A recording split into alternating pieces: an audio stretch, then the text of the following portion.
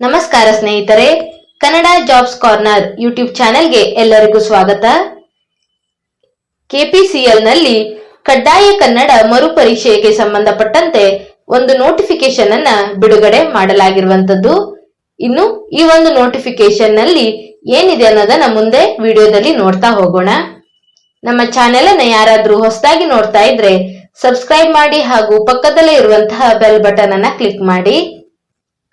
2024ರಲ್ಲಿ 296 assistant engineer ಮತ್ತು 288 junior engineer ಒಂದು ಹುದ್ದೆಗಳಿಗೆ ಸಂಬಂಧಪಟ್ಟಂತೆ ಫೆಬ್ರವರಿ 19, 2024ರಂದು ಕೆಇಎ ವತಿಯಿಂದ ಕಡ್ಡಾಯ ಕನ್ನಡ ಪರೀಕ್ಷೆಯನ್ನ ನಡೆಸಲಾಗಿತ್ತು. ಆದರೆ ಈಗ ಹೈಕೋರ್ಟ್ ಕಡ್ಡಾಯ ಕನ್ನಡ ಪರೀಕ್ಷೆಯನ್ನ ಮರುಪರೀಕ್ಷೆ ನಡೆಸುವಂತೆ ಕೆಪಿಸಿಎಲ್ ಸಂಸ್ಥೆಗೆ ಆದೇಶ ನೀಡಿರುವಂತದ್ದು. ಹೈಕೋರ್ಟ್ನ ಆದೇಶದ ಅನ್ವಯ ಕೆಪಿಸಿಎಲ್ ಕನ್ನಡ ಭಾಷಾ ಮರುಪರೀಕ್ಷೆಯ ವೇಳಾಪಟ್ಟಿಯನ್ನ ಈಗ ಬಿಡುಗಡೆ ಮಾಡಿರುವಂತದ್ದು. ಫೆಬ್ರವರಿ 4, 2025 ಮಂಗಳವಾರ ಕನ್ನಡ ಭಾಷಾ ಪರೀಕ್ಷೆ ನಡೆಯುವಂತದ್ದು.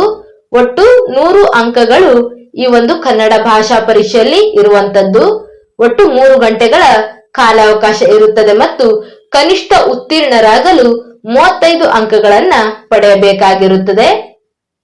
ಇನ್ನು ಸೂಚನೆಯನ್ನು ಸಹ ನೀಡಿದ್ದಾರೆ.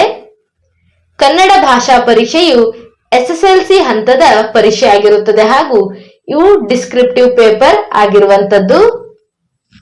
ಇನ್ನು ದಿನಾಂಕ 18/2/2024ರಂದು ನಡೆಸಲಾದಂತ ಸ್ಪರ್ಧಾತ್ಮಕ ಪರೀಕ್ಷೆಗೆ ಹಾಜರಾದ ಅಭ್ಯರ್ಥಿಗಳಿಗೆ ಮಾತ್ರ ಈ ಒಂದು ಕಡ್ಡಾಯ ಕನ್ನಡ ಮರುಪರೀಕ್ಷೆಗೆ ಹಾಜರಾಗಲು ಅವಕಾಶವಿರುತ್ತದೆ.